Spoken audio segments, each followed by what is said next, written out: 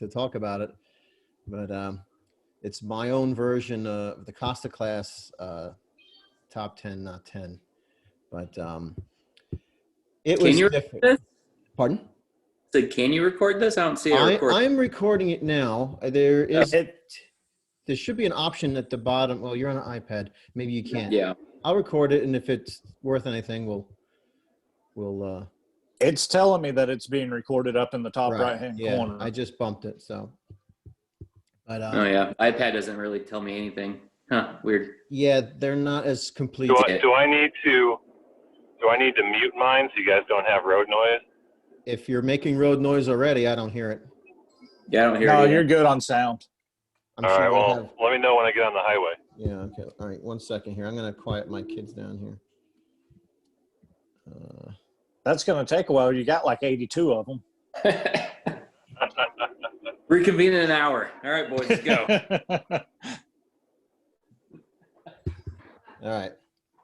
Back in business. So I know it's been a little while actually since the class, but as much as the pistol class was rich with knowledge, it was rich, but very different, very different. And I will say the speech was identical, but I don't know, maybe he was tired. Or maybe I had heard it so many times. It didn't pack quite the punch in the moment, because I had let my friends hear it as well. It seemed somewhat abridged, but the lessons, the lessons as far as, on the shooting line were awesome. Bo, I won the first round of the money. Oh, yeah. Yes. Yeah, that was a lot of fun. I've overbore. Yeah. Well, I wasn't going to say a whole lot because that's the important lesson to remember. Yeah. So he goes through the whole process the first day, and the opening salvo on the next day, everybody tapes $1 to the bottom of their target, and whoever gets it closest to George Washington's nose gets it. And the range was short. I think it was only maybe 10 yards. It wasn't a whole lot where height over bore was an issue. Where we did it, I want to say it was like 7 yards. It might have actually been 7. It was really close. Right. I could still see his nose. Yeah. Yeah, it was close enough. You could definitely make out his face. Yeah. And a lot of guys forgot. And as soon as that shot go off, they're like, oh, man. They all remembered. But, it was pretty cool. I did not win the next day, and it was up to $5. Yeah, And they did that $5 second day as well. Yeah, I didn't win either one. I put up the extra. It was $26 that I won. I put that up in addition, and I lost it, but that's okay. But that's all right. Okay, so I'll start, I guess, with the list, shall we? Yeah. Let's do it. All right. First and foremost, we talk about it all the time, is number one, really learn to zero your rifle. I've talked about it. I've tried it. I've failed at it many times because I'll go back and it's not right. But he showed us, and he had a helper. The fellow's name was Joe. He was local from here. They were really helpful in showing us how to zero the rifle properly. We did a 50-yard zero, and I had my AR pistol and my regular carbine. And I think there's something wrong with the barrel on the pistol because I was able to put the carbine, once I found my position, I was able to move it over, and I was able to make more or less a zero within an inch and a half. And that was me first time really, really doing it. I couldn't get the pistol under 4 inches. It was, I don't know why. I think there's something wrong with the barrel. I'm ready to just say, forget it with that. Just get a 16-inch barrel and just turning it into a different gun. But that's a separate story altogether. And what I found was interesting, we zeroed it the first day, and we spent a long time doing it, a really long time. Yeah. Because, at first you're saying, you just want to get into it. And I was kind of glad that we didn't get right into it. I needed that. And so did probably out of 26 guys, 20 guys probably really needed that lesson. Even though we've all shot our rifles before and we could all hit things with it, but getting that concentration down, kind of like when we were, doing single holes, when you're doing that fundamental, trigger didn't quite hold as much influence with the rifle as it did with the pistol. But what I found was something else was a little bit more important. Number two, really learn your configuration. My initial setup was what I thought worked in the prepper fiction that I created for myself, or it looked cool, or Hold on just a second before we get into number two. Number one, on the zero, yes, not only do you spend a lot of time doing it, and do you actually kind of learn some nuances. I liked his reasoning behind the reason why he did it, and how he said that sometimes he will go to the range and like go to zero, and if he's having a bad day, he just quits. He'll go home. Yeah, he did mention that.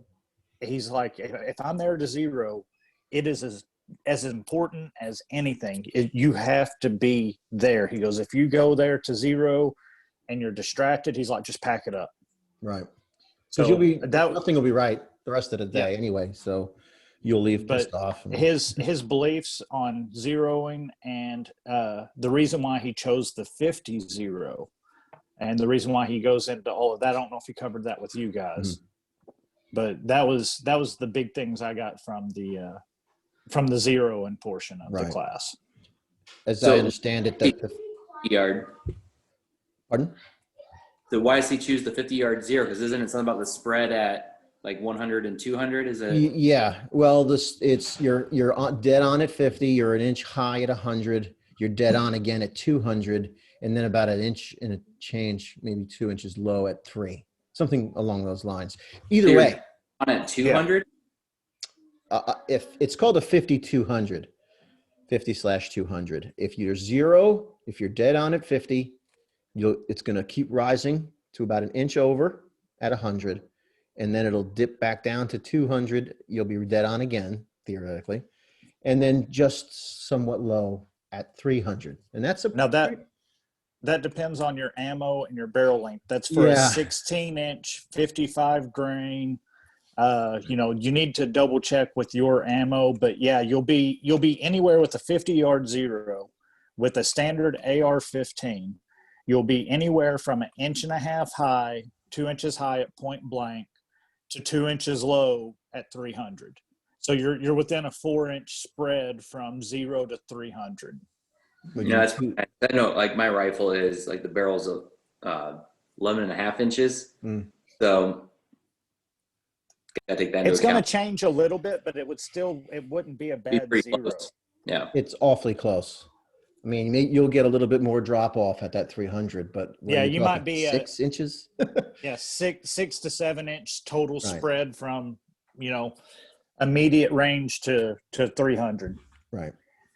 And like I said, though, that is with rifle dependent, ammo dependent. If you run a heavier bullet, it's going to be a little bit different. But anyway, I didn't mean to interrupt you. I wanted to throw those things out that I really absolutely. Stop me anytime. Well, stop me anytime. Going back to number two, I put my carbine together.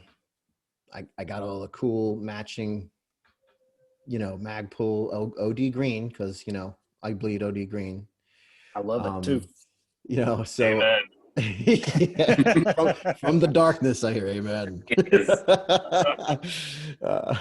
But I had this nice Magpul setup, the curtain matched the hair and how that saying goes, and the curtain and the carpet. But I didn't like it after running it for a day and a half.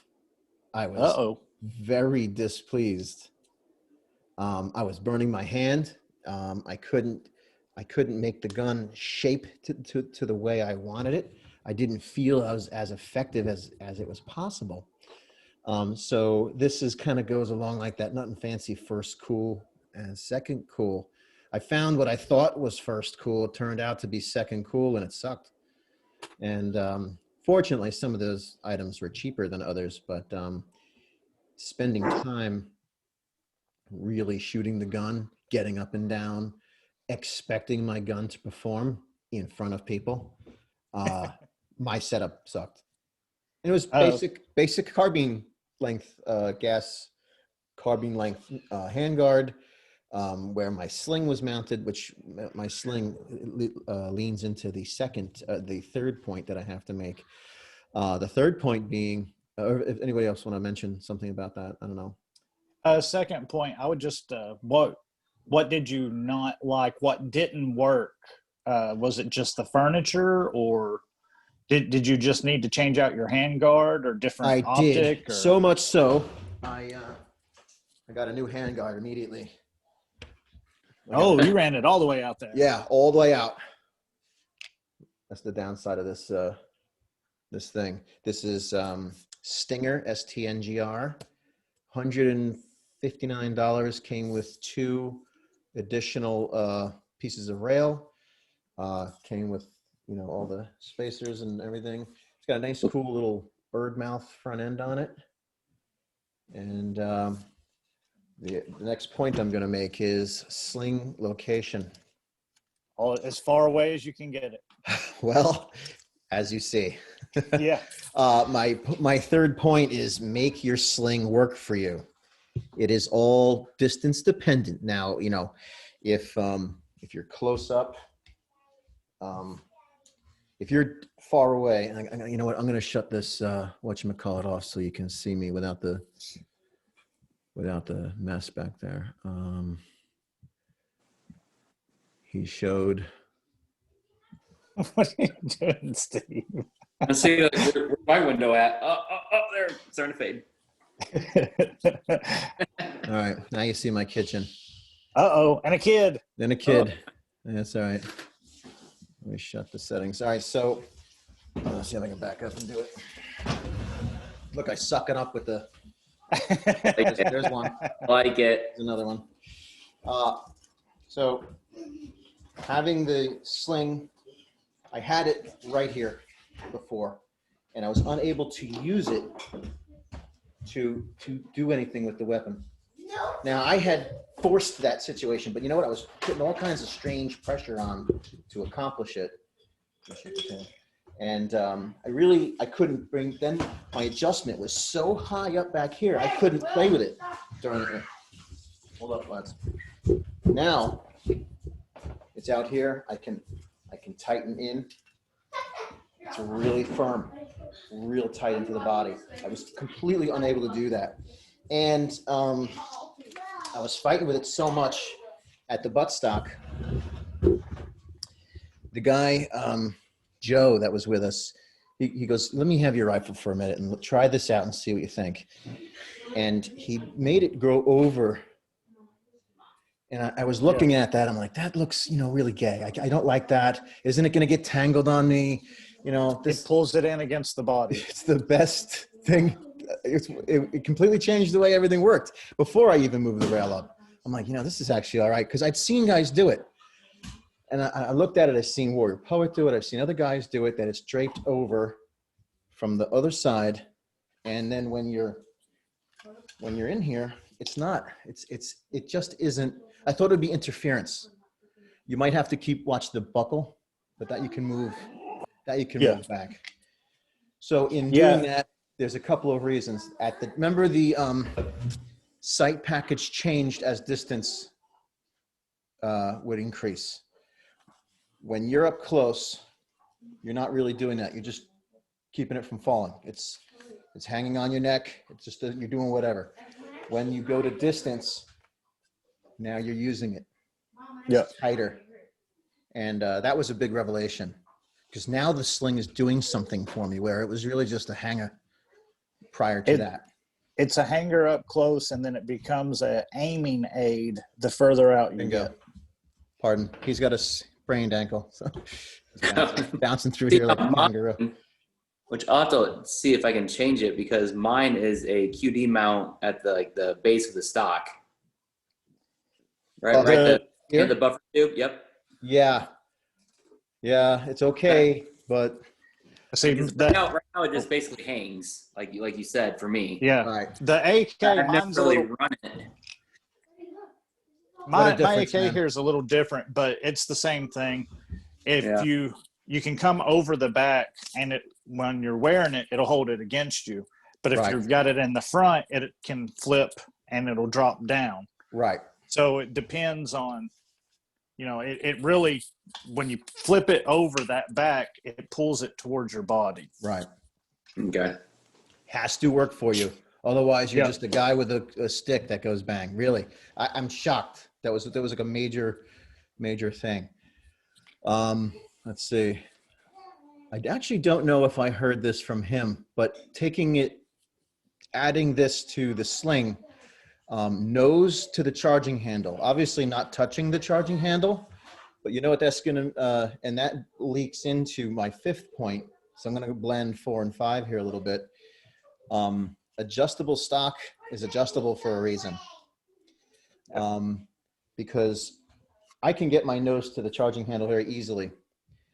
But the problem is you don't want, everyone's got their stock all the way out and they got the gun up here. So you tend to put the stock in your shoulder, in the crotch of your shoulder, instead of in the pit of your shoulder. If I can bump mine in 2 notches, which seems like a lot, now the sling is working. It's in my shoulder pit, this just above the pec here. It gives you more of it's more of a pocket right there. It'll hold it. I'm wondering why place. that little kid, T-Rex arms, can make the Between your gun not shoulder even and your move. pec, right? Yeah. Yeah. If If I you flex funny, I can kinda- get like a little pit here. Yeah. It's in there. The only reason you want your stock all the way out is if you're prone, because now you've changed and you need that distance. The make sense? nose to the charging handle, is everybody familiar with the reason why you do that and where that came from? Or is that new for you guys? That's I new heard to me. I've that's heard what it. I started doing. I'm not exactly sure what the reason is behind it, but it's kind of like my default.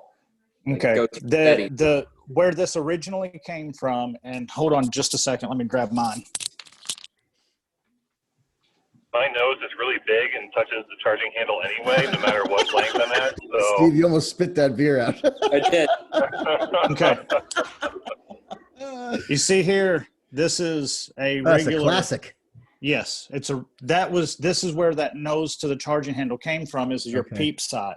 Gotcha. Your peep sight, if you're here and you're away from your Right. let me turn off this thing so you can Yeah, see it makes it difficult. virtual background, none. Close.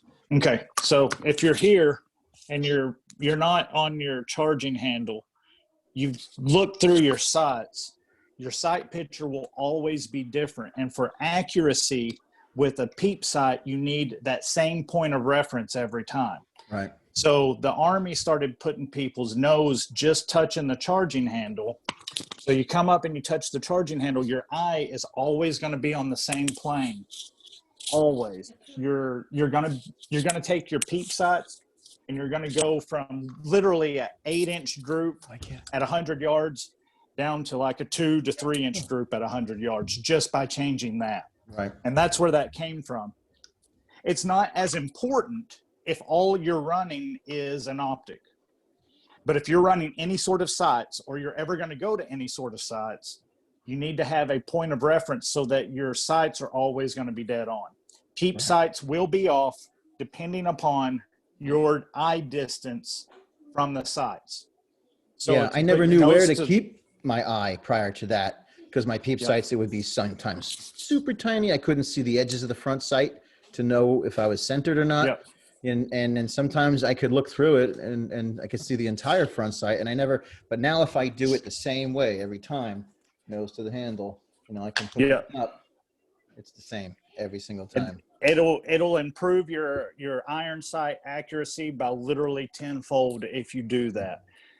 If you're running backup sights and you set your backup sights with your head in different places, your backup sights are always going to be off. Mm-hmm, mm-hmm. So, like I said, it's not as important with a flat top and an optic, but if you've got a flat top with an optic and backup sights, you need to do it.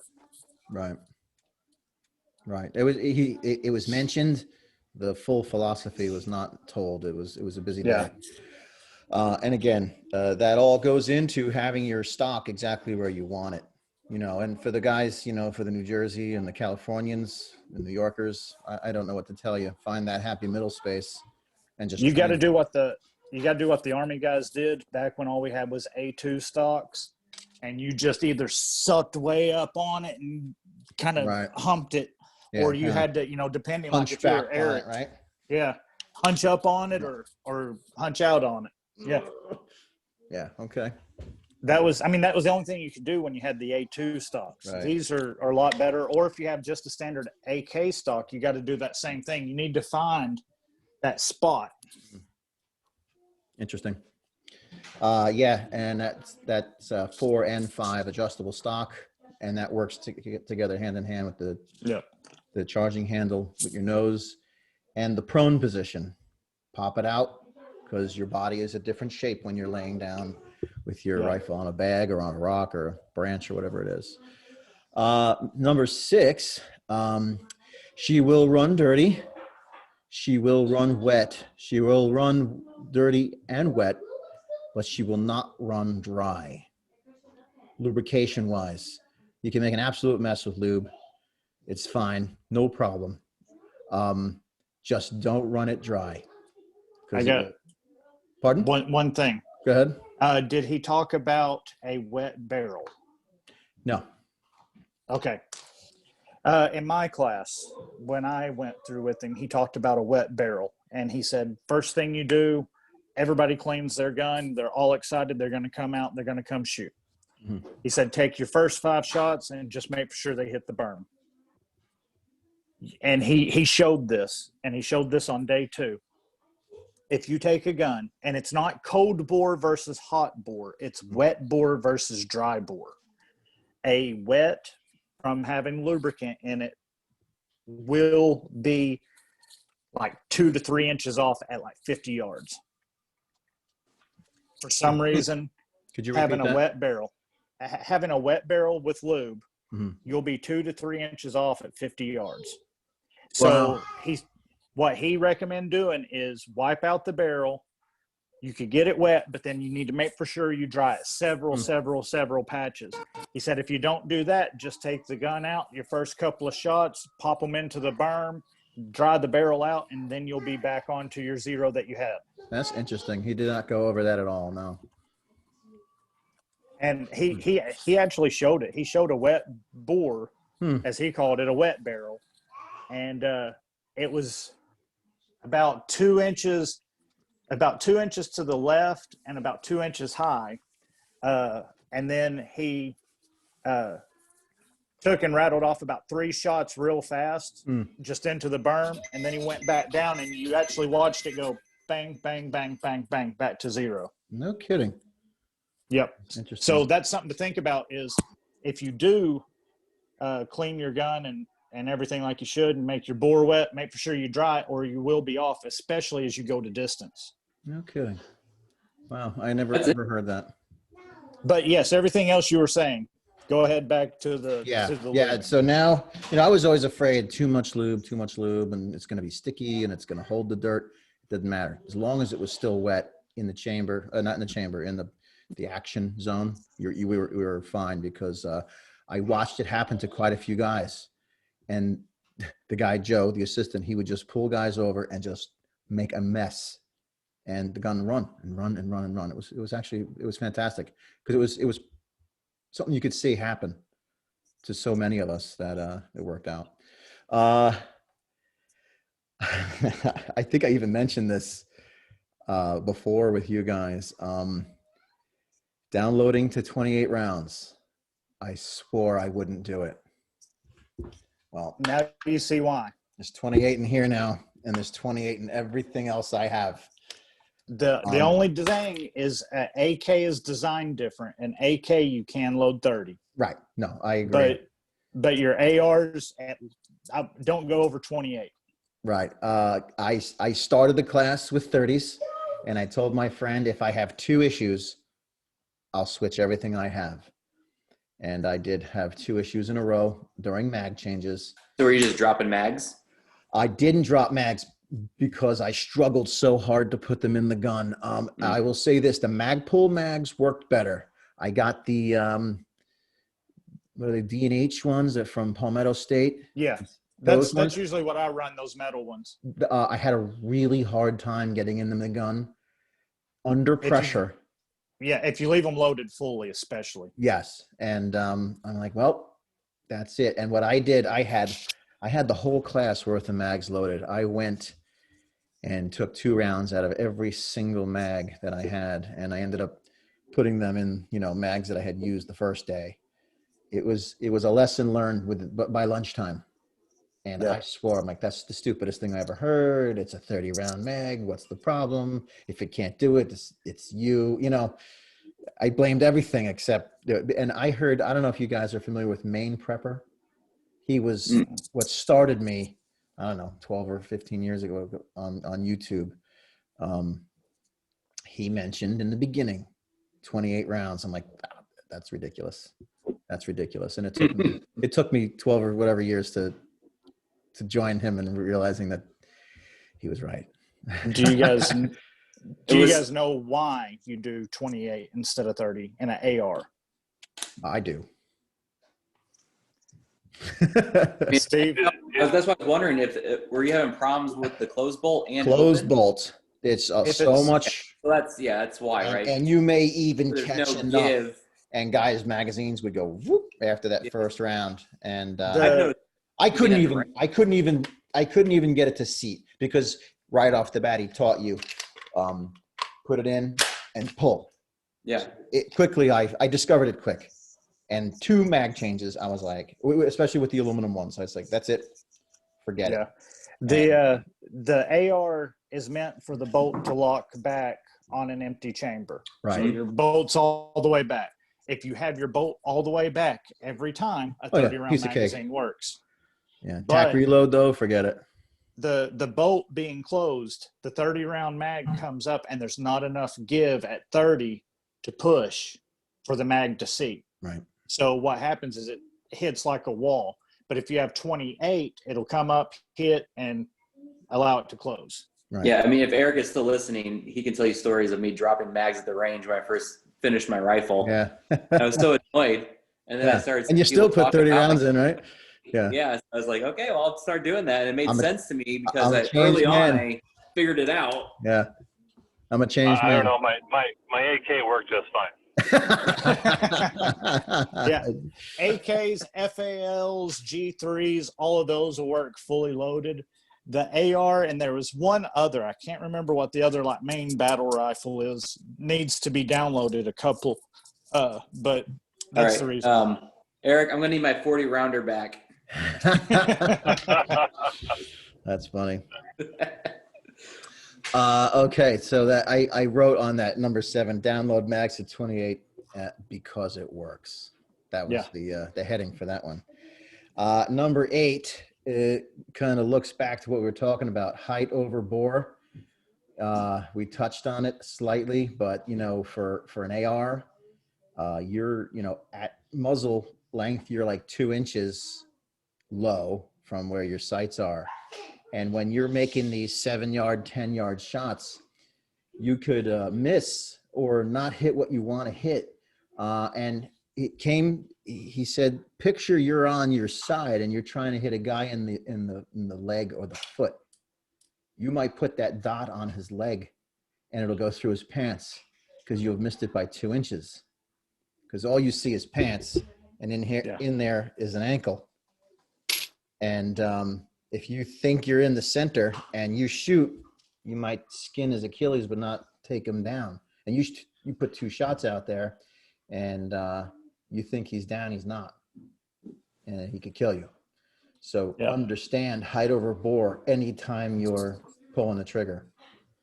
The thing that always got me for height over bore, I never thought of the leg. He did mention the leg in the class, but what got me is the bad guy who has the hostage, your wife or your kid, and they're peeking over the shoulder. And if you don't think of how close you are, you might accidentally put a round in your kid or your wife instead of the bad guy.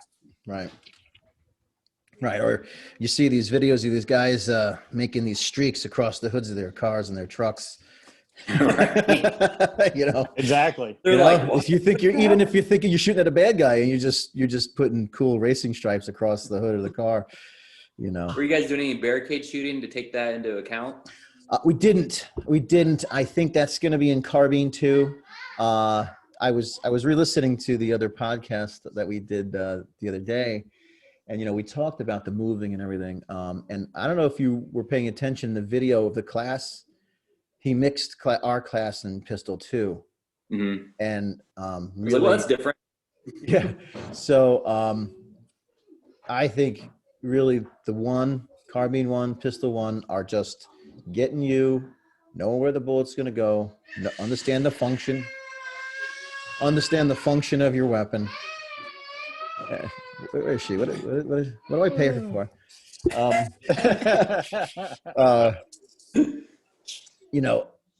Just so that you could go and now start learning these other things. And I think I heard John Lovell put it the same way. Pistol one is just you learning how to do it. Pistol two is application. He put us in the barrels in both classes. It was quite similar. And it was funny because I had the advantage of knowing the time constraint didn't matter. Take your time and shoot, but no one listens. Get your hits. No one listens until everyone's fast. yeah, everyone's running like tactical ninja. I'm like, hey, I walk down and they're like, come on. I'm like, okay, just saying. And after the first go around, suddenly, it doesn't matter. The line I was in, I mean, I think it was like 90 rounds out. It was absurd. The other group had like 60. I'm like, oh my goodness, it was bad. And we both improved, but we only improved to like 70 something, and the other ones went down to 50 or 48 or something. When I went, we were doing basically the same thing. Two people shoot, move, shoot, move, shoot, move.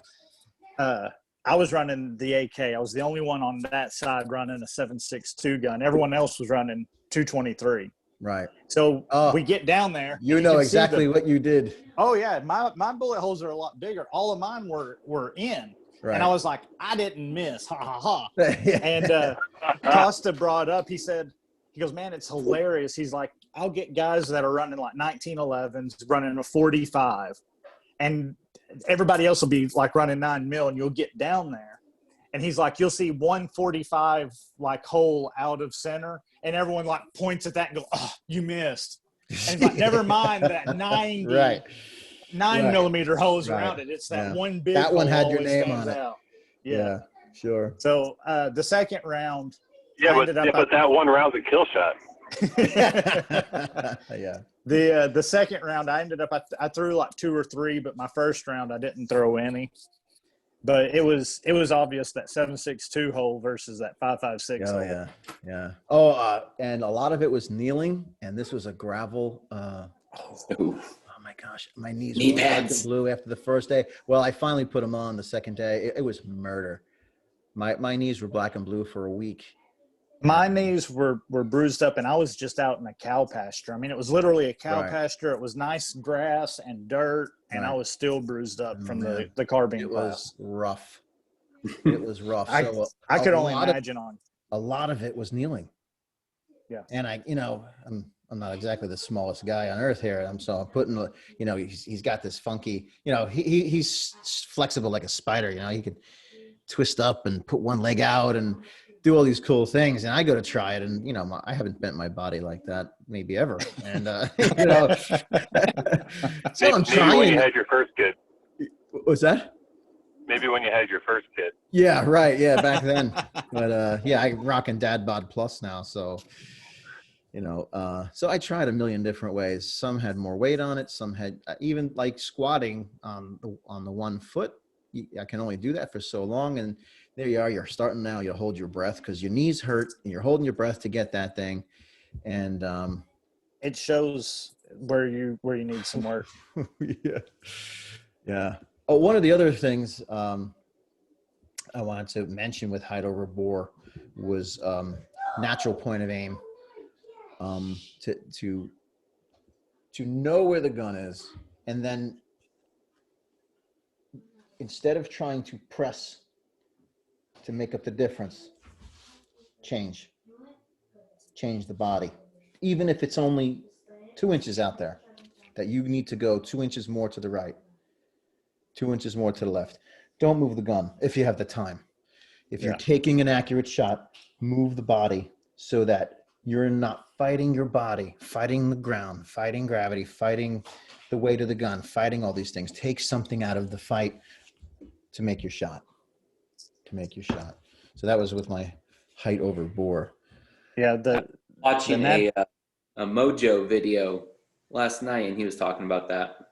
That's interesting that you mentioned it. The natural point of aim, you got to make for sure you're here and you're on target. If your target's here, instead of moving your body, at the trunk, move the whole body. Right. Yeah. Move the base, move the whole thing. Right. And it does make a difference. If you're sitting, move your butt cheeks over. Yeah. Now, if you're standing, move your feet. Even if, literally this tiny little bit, it's one less thing you're making yourself do, just so that you can sit there. And the only thing you're going to see is your breathing, and that's it. And that was hard for me to do. Right. That because I'm so used to coming up and turning, moving, doing whatever, getting it on, and then the dot's already dancing a little bit because you're out of breath and you're running.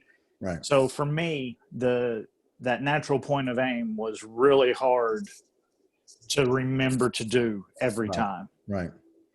Yeah, I brought that into because like I said, I lumped that in with height over bore. That's something you just got to know every single time that you're about to pull the trigger.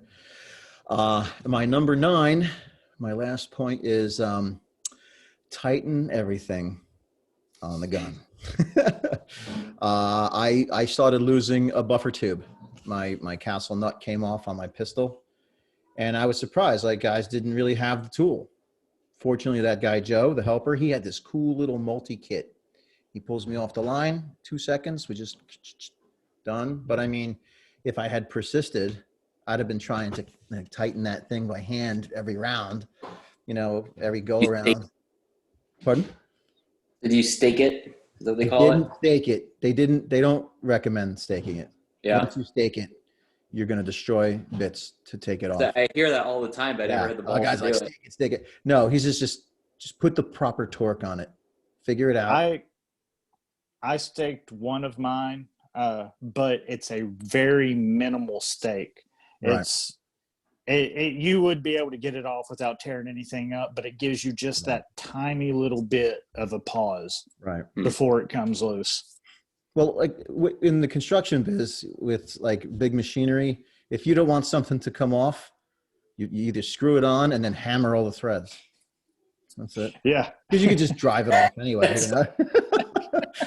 It worked really great. It was mining industry. Stuff was really needed to be dealt with, It's that drive it like you stole it sort of mentality. Oh yeah.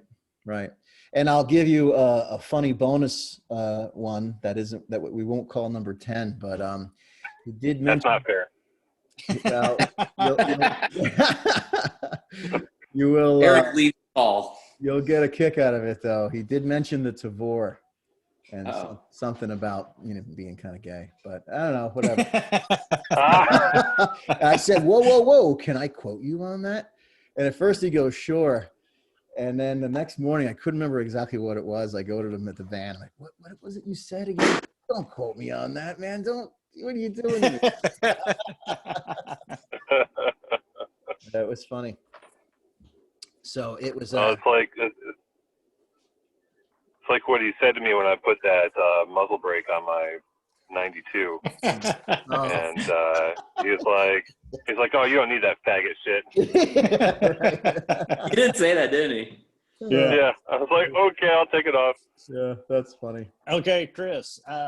When I went through mine, there was about a total of 6 guns that went down, had to be taken off the line. Okay. What did you encounter? One gun.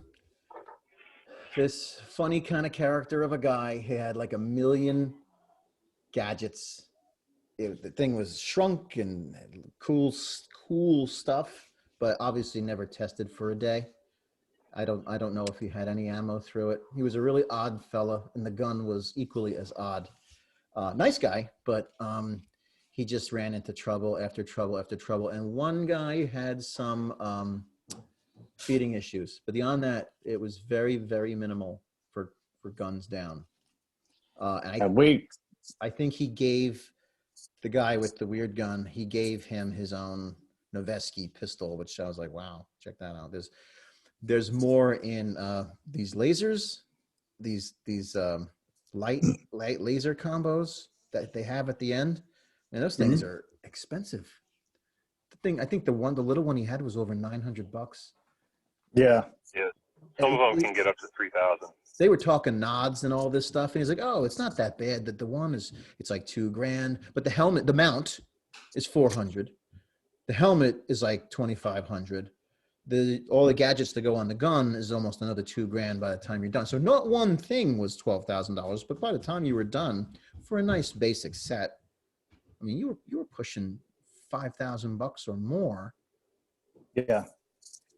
But I tell you what, sort of like that revolver, he made a really great case for it. It's dark half the time of our life. Okay. Right now it's at like 5:30. Oh yeah. So But I I'll could use tell you what he said. He says you go to competitions, the low light competitions, and you see it's dark. The timer goes off, and you hear the guys move. You see the lights come on, bang bang, bing bang, bang bang, bing bang, bang bang. He goes, you do it with the nods, you don't see anything. You just hear bang bang, bing bing. You don't see anything going on. You see a couple little muzzle flashes, maybe. And he said, there's nothing like that. And I said, well, that's kind of right. Wouldn't it be something when the bad guys at the house and they don't even know where they're getting shot from? There was a movie where the guy thought he was, or maybe it was in The Office. He thought he had the night vision on and he didn't. The lights are on, but he had it on. And he's walking around. You can't see me, But if the bad guy is out in the yard and he thinks that he's unseen, and you can almost laugh. You got your dot on him. You got your little green light on him to say, "Get out of here." Unfair advantage. Yeah, really. that might be worth $5,000. An unfair advantage. I had a buddy of mine here local. He actually had a set of nods, and we would go out and play with them. They were excellent PVS 14s, Gen 3. He got them for a steal, like, I don't know, probably 8 years ago, when the Gen 3s were still relatively new 8 years ago. And he got them $1,200. Wow. And excellent quality. I mean, good name brand stuff. And we played with them for forever. And just like me and him are the ones who went out and did the night shoot that I did the video for. He's the one who brought the thermal scope that I showed the pictures of. Yeah, how'd you like that?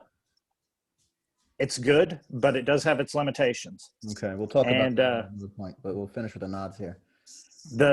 I asked him, I was like, he works for the sheriff's department now, so he gets all of his shit through them.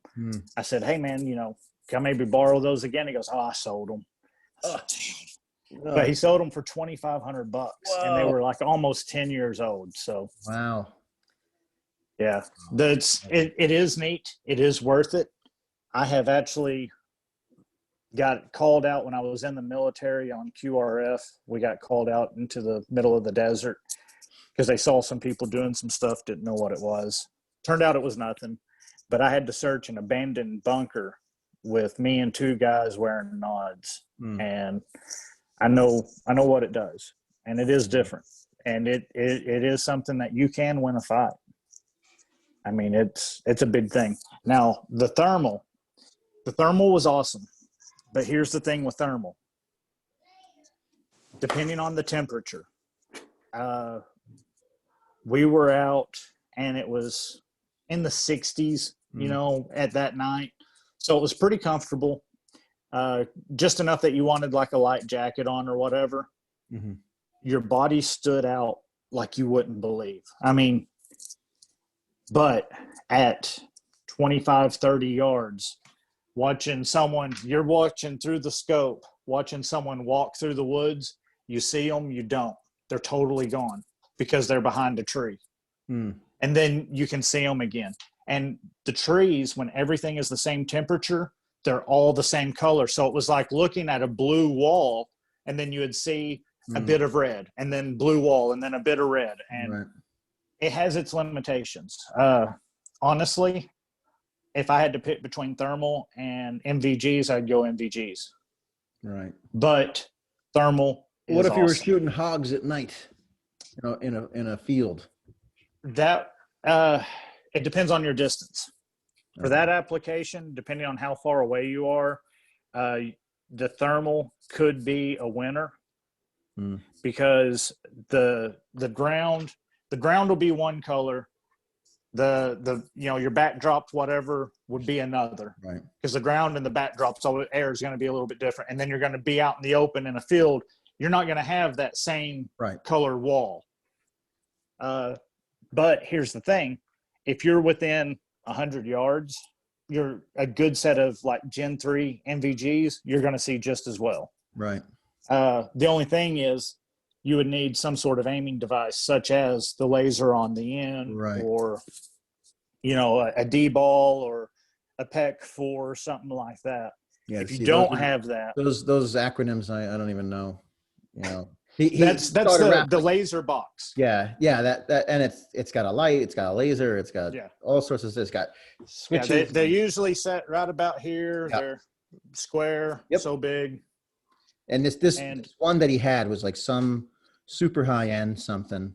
Yeah, of course he's got super amount of things, and it was like ridiculously low priced at $900. I was like, okay. Yeah.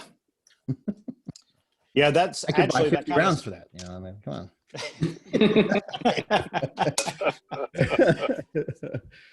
You know. Yeah, well, that surprises me too that you guys had fewer guns go down than we did. I mean, we had one guy, his barrel went bad. Another guy blew gas rings out on his rifle.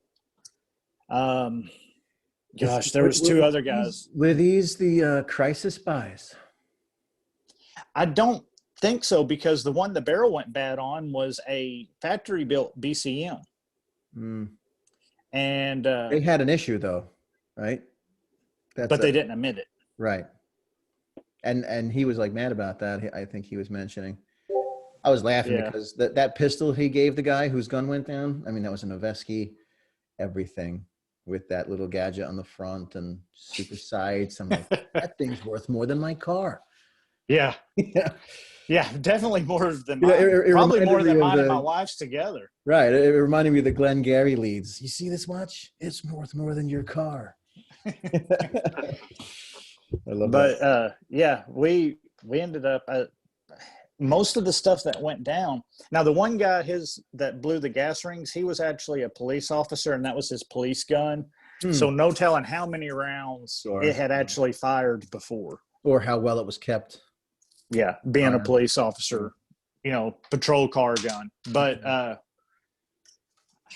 I kind of expected there to be close to the same amount, you know, 5 or 6, 4 or 5 or 6 each time they have a class like that. One gun with all the cool stuff. All the stuff. Yeah, it was useless. Now, I felt bad for the guy. I got 2 questions for you. All right. Question 1 is, I guess more of a, you get to run your gun really for the first time. A lot of people don't run a gun until they're in a class like that. Sure. You know, 2,000 rounds in 3 days. 1452. 1452. I did a very exact count. Exact round count? Yep. So 1452. You learned that some of the stuff that you thought you wanted didn't work. Right. And you needed to change some stuff. Yes. Right away. No waiting. Like, that's how important it was that I discovered, because I had the Magpul one, and the way the sling was and the way the gas block was, because I had the A2 front on it. And to get the hole I wanted, I was putting my hand a little bit past my handguard, and I was burning myself on the A2 gas block over and over and over again. I couldn't get the hold I wanted. You know, I'm not inside of a building, so I wasn't doing this. I was Yeah. going for a long shot, a complicated shot, and I just found myself naturally wanting more. That's why I went all the way out. And I'm like, not playing games. I had the option to get a 13 inch. I said, forget it. What is it going to cost me? It cost me $10 more for the longer one, and it was no brainer. Okay. So you got the changes done to the gun that you wanted. Yep. And you noticed right away because you did actually run your gun. Mm-hmm. Did and you I see went to other? the range since. I went to the range since to test out what I did. I had the barrel off. I re-zeroed the rifle very well, and it was good. It was that same day you saw the video with my son. Yeah. Prior to going to the pistol thing, I went down and did that. Now, next question. Do you think that you learned more at pistol or at carbine? If you had to pick one of them, just one to do, which one would you tell people to take? Well, I'd tell them to take pistol, only because you'll be found with a pistol.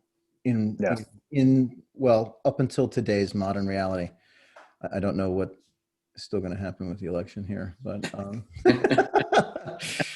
that nothing seems promised. And if there is it's almost worse now. If there is some flipping of the switch and things change, they're going to lose their heads. Plain and simple. It's going to be chaos. Yeah. If you have any intention of being a regular rifleman, take the rifle class. But because all of us and most of us in the tribe, so to speak, are carrying a pistol or may be found with a pistol, do you need to go inside, Eric? You're sitting in your driveway for a long time, aren't you? Yeah. Sorry, the garage light just turned on, and I'm like, oh, did Lucy come out here? But it was just a cat. Right. So I was going to see if the cat wanted to come in and be warm. Wow. You're a nice cat owner. Yeah, wow. I picked up dinner, so I'm going to head in and get dinner to the wife. It's going to be cold. See See you guys later. See you, Eric. Ciao, bro. Good to see you. See, for me, I think, obviously, like for practicality reasons, handgun is like the most useful thing. Right. But a lot of the stuff that we talked about, it's stuff that I either heard of before or I've worked on before. Like it was nothing like super new. It was more of just, Chris's teaching style and the way that he worded things and explained it, which was great. I'd probably learn more taking the carbine class because I've really never done that. I've taken my rifle out to the shooting range, popped some shots, and then put it in the closet for months. Right. I second that 100%. Like the pistol one, someone should take that. But as far as new info, really the carbine, because same thing. Take it out, few mags, put it away, see you in a few months maybe. I was opposite of you guys. I took the carbine, in which, coming from a military background, I've shot tons of carbine. Mm-hmm. There was some new stuff, working the sling, turning it over to the opposite side instead of the normal side that you have it on. There were little nuggets that I got. Right. I did also notice that I had to work harder with the AK to get the same stuff that guys were doing with the AR. Right. Now, I'm not saying the AK is inferior, because it's not. It's just, it was easier for the other guys. I could still do it, but I had to work harder. Right. But on the pistol, I have always been one of those, if it's here, it's good. That's good enough. Just like he said, good enough. I had never worked to try to do bullet hole and a bullet hole. Right. And I had done it a couple of times on accident, but it wasn't that I was trying. I'd be like, I'm going to shoot this target in the head. Wow, I hit the same bullet hole. How'd I do that? That's cool. And now I know I can do that. So for me, I think the carbine was a fun class and I enjoyed it, but I learned more at the pistol, I think. Yep. It's hard. That's a tough one, really, because although I have had a couple of other pistol classes, a lot of that was refresher. Even still, that whole trigger bit was the number one thing, and really the grand takeaway of that. But for me, big picture, I will still say the carbine, because I have it. I have quite a few of them, actually. but I don't, it's like a hassle to take them out. You got to clean them, and I don't know. I need a bag. That was my other question. Going back to number 6 there, she'll run dirty Yeah. and wet, but not dry. How fast were they running dry? Like how many rounds in? That depended on the person's beliefs prior to the class. Mine started to run dry by the end of the day. I was still running okay, but when I opened it, it was dry. And then the second day, a few guys, their guns started to not want to close all the way. They didn't want to go, completely into battery, and they weren't stroking all the way. And he goes, "Look, what you got lube," and that's all it was lube. There was nothing wrong with the gun. It was just either they didn't clean it that night because they were too cool. I think people are mental patients at the amount that they clean their guns. I think they turn it into some sort of religion. It's silly in most. Right. Most. I'm not like that, and I was like, it should run for me. Yeah, I mean, my guns are lubed, but I don't have to remove. Break it all down. Take Yeah, no, come on. apart. Yeah. Simpler than that. Yeah. I didn't do that even at the class. I cleaned it each night, but the cleaning it each night was, I ran a bore snake through my AK, and I looked at it and I wiped stuff down with a cloth that had COP on it. But I mean, I didn't want to be the guy out there, especially the one AK guy and a sea of ARs, and have a problem. Right. But extra motivation right there. yeah. Mm-hmm. But no, it depends on the gun, on how quick they go dry. It also depends on if you're running suppressed. A lot of suppressed guys. Lots of them. And it also depends on your ammo, how dirty your ammo is. Right. Like your steel cased Wolf will dry a gun up way quicker than good brass will. Right. Cellar and Bellet is also another dirty one that I've had. Yeah, some of their stuff, I mean, some of their stuff is high quality, high quality. Yep. And then they've got some stuff that's like real questionable. I shot some 308 out of the SOCOM from SMB, and it was so underpowered that the case would literally dribble out the side. And you can see it if you go back and watch the video I did on the SOCOM. You can actually watch it in slow motion. It goes no kidding. That's interesting. Yeah. Some guys ran muzzle brakes. I couldn't my eyes would just twitch. Yeah. I'm trying to make a precision shot here. I look over like, "Are you done?" You're like, "Take your shots. I'm finished so I could just shoot." Eric always complains about mine. I'm like, I know. Oh. But it looks so cool. I asked Chris about that when I did the carbine, because I started out, I was going to run my suppressor on my AK, and I had the mount that Tim had made for me, but it kept slowly getting loose.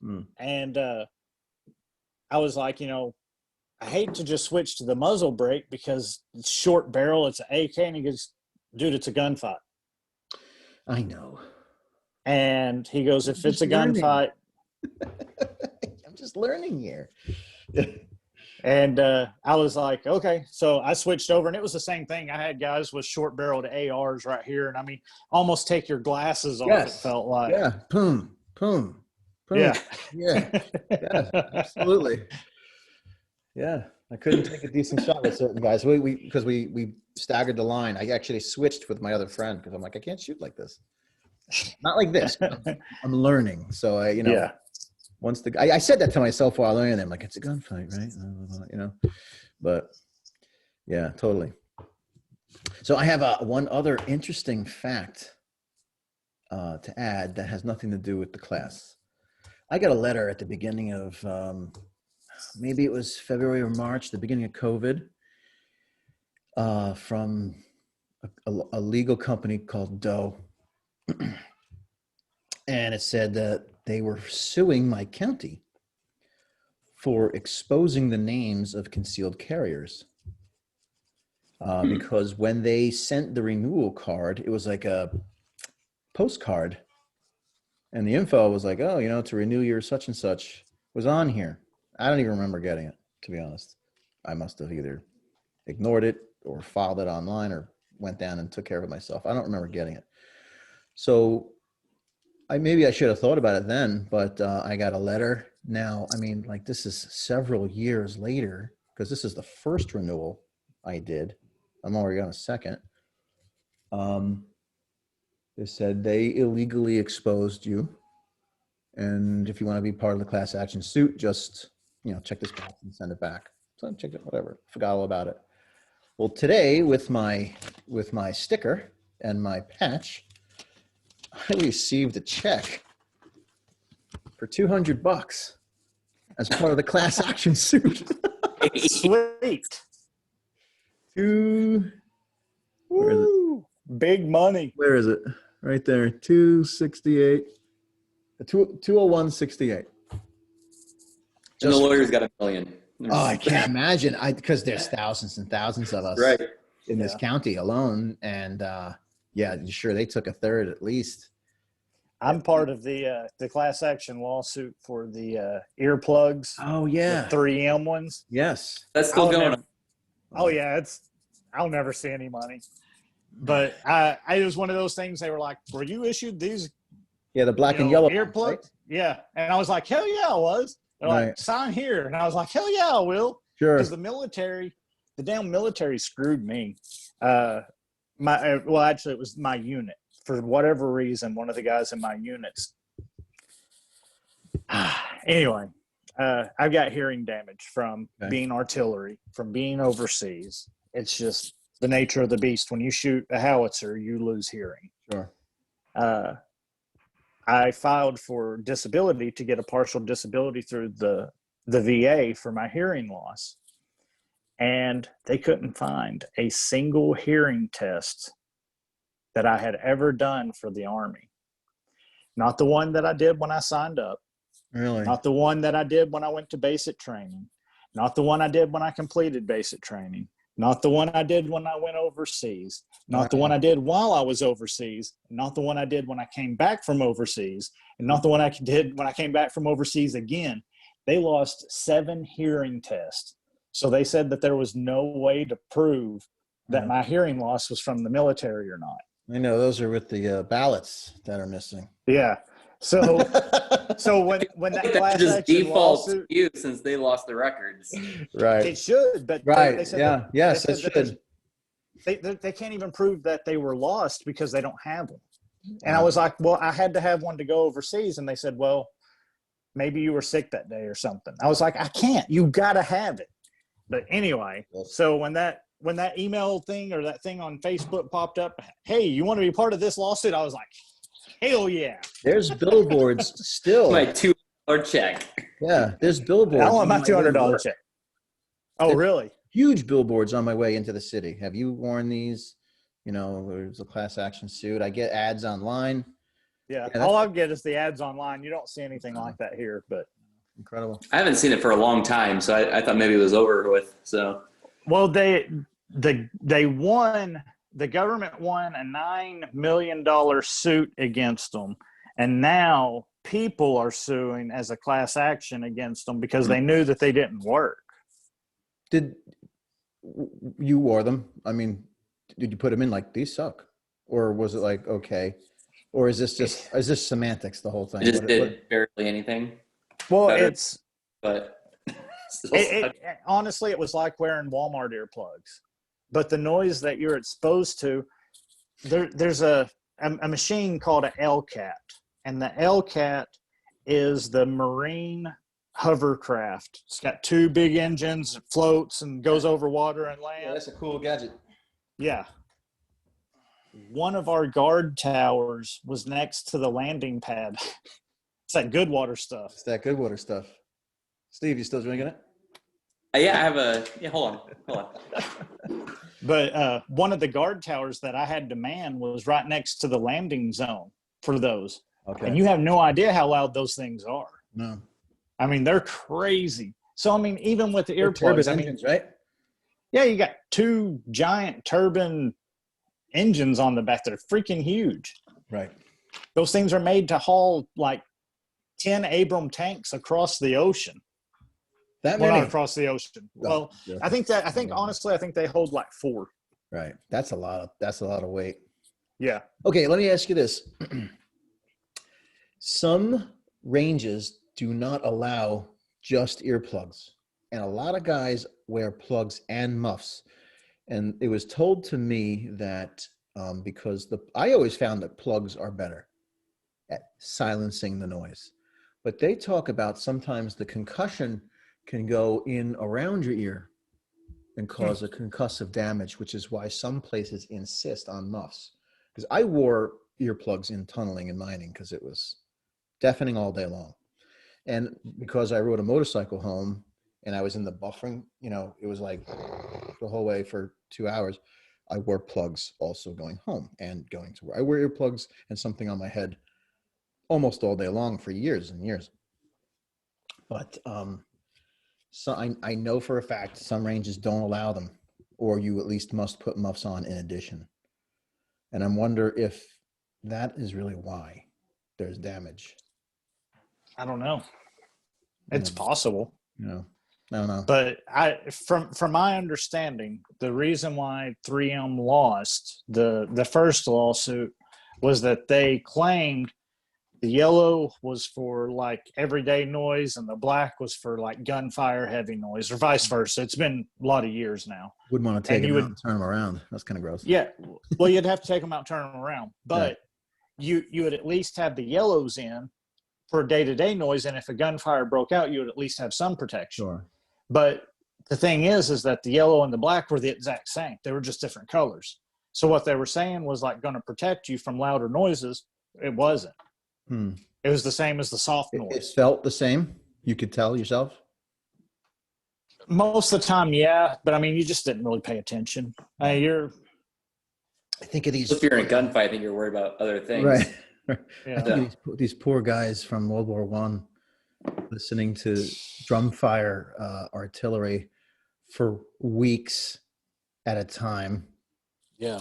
And as those battles went on, I was like, oh, we used 200,000 rounds. In this barrage, we used 50,000 rounds, and it was up to like 1 million, and it would take a week, just boom, boom, boom, boom, boom, boom, boom, boom, constantly. It's no wonder those guys were shaking. Yeah. Right. There's a reason why they call artillery king of battle. Yeah, it is. It is. I had no idea until I listened to that. I know I mentioned it before, that Dan Carlin's history. Oh, he does it on World War I. And my favorite moment, mentioning that to you guys, Steve, you looked it up while I was sitting there. It's like 20,000 5-star reviews on this podcast. Right. Crazy, right? Crazy. The only other one with more than that I know is Joe Rogan, right? And he wasn't even 5 full stars. No, that hardcore history is awesome. I love it. He just come out with another episode yesterday, the 5th on the Pacific. Actually, you guys all about it for history. Oh yeah. Do you guys ever like get lost in YouTube or spend YouTube time? Sometimes it depends. There is a guy I have found, and I have found his channel to be very entertaining. His name is Jackson Crawford. And he does Old Norse language. Oh. And he reads it the way that it would have been spoken back then. And he has he has like classes on how to read it. He has classes on how to say it. How to they call those endangered languages, or there's a term for it where they're like Gaelic. Yeah. You can't really. But he did all of the Norse for this new Valhalla game that just came out, the Assassin's Creed. Okay. So everything in it is written the way it's supposed to be written and said the way it's supposed to be said. That's cool. But he has a huge YouTube channel, and he was a professor at a couple of different colleges. So if you're into Norse mythology and stuff like that, and Scandinavian history, it's worth watching. Are you familiar with the derogatory term for them? No. Squareheads. No, I've never heard that. Yeah, square heads. And that goes all the way down to Germany too. You can call them square heads. Because if you look at them, they got this stern brow and it's very square. Yeah. So you can say that because no one knows. It's a description. I do it with the wife because we learned it from a TV show years back. I'm like, oh, a couple of square heads, you know. No one will call you racist. We used to make fun of my sister because that's all she would date was square heads. She'd bring a guy home. We're like, this one ain't gonna last. Right. Well, what he means, like his head ain't near square enough. This one will be over in a week. And then it was. Yeah. That's funny. All right, guys. Well, I appreciate the call, but I need to get out of here. Yeah, I'm fresh out All of right. There. I know Eric's dinner was cold. The kids were Yeah. all crying. The nuggets were cold. Work, making them work long. Yeah. They got microwaves. Yeah, they'll be all right. They'll be all right. All right, guys. It was good to see you. Oh, I don't know. I say we do this, you know, from time to time in general, you know. Yeah, that'd be great. So, I'm down for it. did you take enough notes or do you want a copy of this recording? I like the recording too. I have the notes. Okay. Got everything pretty much written down, but the recording would be you nice. writing. Release it to the Black Site members, and we can kind of do our own episode later. Cool. Very good. It was good to see everybody. Yeah, you guys Yeah. too. I enjoyed it. Glad you enjoyed the class. Oh yeah, it was great. Like I said, I'm signing up for Carbine 2 and vehicle the same week here. And then the pistol is not listed yet. No, it's still Yeah. not. Oh, All right. I'm not sure if they had a falling out or what happened with it. I can't That find guy? that guy, Brent That Dix. Brent Dick. But I can't find the pictures that one guy was taking the whole time. I went to their website and Not there. I can't find nothing. Not there. If you look on YouTube for the carbine class in Pennsylvania, it's my shirt and my buddy is the thumbnail to the video. Oh, nice. Oh yeah. Ironically, it's like less than a second's worth of the video, but it just happens to be That's my the thumbnail. sweatshirt says Modern Musket on the back. You can see it. That is great. Yeah. All right, boys. Take care. Be safe. Yeah, it's good to see you guys, Yeah, man. good to see I you. enjoyed it. Bye-bye. Bye. Bye.